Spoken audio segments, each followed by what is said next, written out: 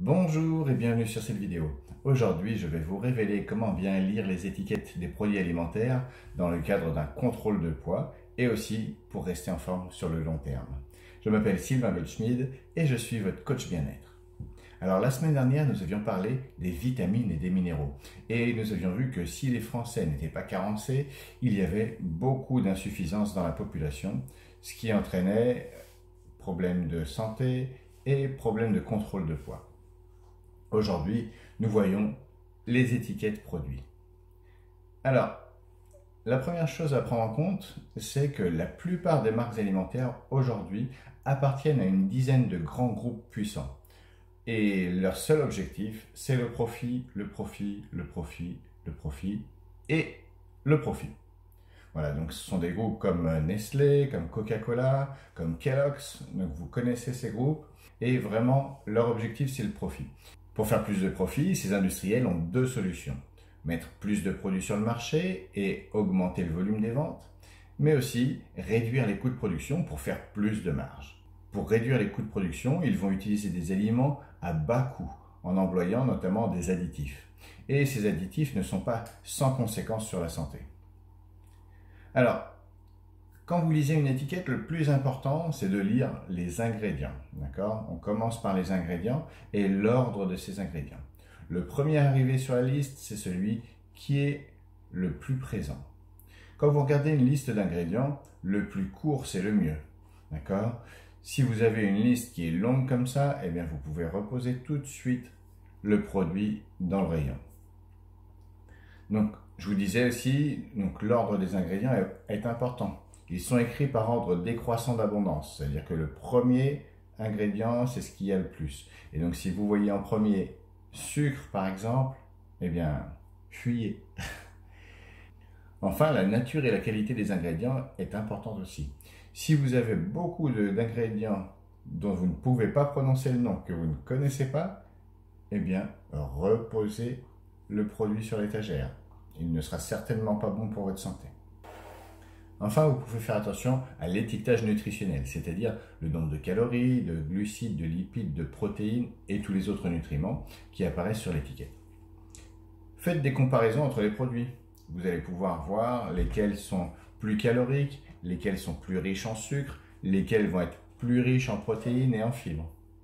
Une solution simple et rapide pour savoir si un produit ne contient pas d'additifs nocifs, c'est d'utiliser des applications, comme Yuka par exemple. Yuka, c'est une application qui va vous aider à savoir justement si un produit est sain pour votre santé. Mais attention, sain ne veut pas dire équilibré. Je le répète, sain ne veut pas dire équilibré. Et je peux très bien prendre du poids, grossir, devenir très gras et gros en mangeant sain. D'accord ? Sain ne veut pas dire équilibré. Alors maintenant, 10 astuces pour bien lire ces étiquettes. La première, c'est donc que les ingrédients sont classés par leur poids, je vous l'ai dit, sur l'étiquette des ingrédients. Et donc, vérifiez que si vous avez une tartelette aux fraises par exemple, que la fraise soit l'ingrédient principal et donc en premier sur l'étiquette. Évitez des ingrédients dont vous ne pouvez pas prononcer les noms. Plus il y a de noms compliqués, plus il y a d'additifs qui seront mauvais pour votre santé et pour votre ligne. Divisez le nombre de grammes de sucre par 4 et ça vous donne le nombre de cuillères de sucre. Si vous avez par exemple 20 grammes de sucre dans un produit, c'est comme si vous aviez mangé 5 cuillères à café de sucre. Évitez des aliments trop riches en sodium. Le seuil pour la journée, c'est 2,3 grammes par jour. Donc, achetez des aliments qui contiennent aussi peu d'ingrédients que possible. Les mots qui finissent en ose sont des sucres. Méfiez-vous-en. À chaque fois qu'il y a ose à la fin d'un mot, c'est que le produit est un sucre, que cet ingrédient est un sucre. Certains aliments peuvent inclure plusieurs types de sucre et additionner forcément, ça va faire beaucoup.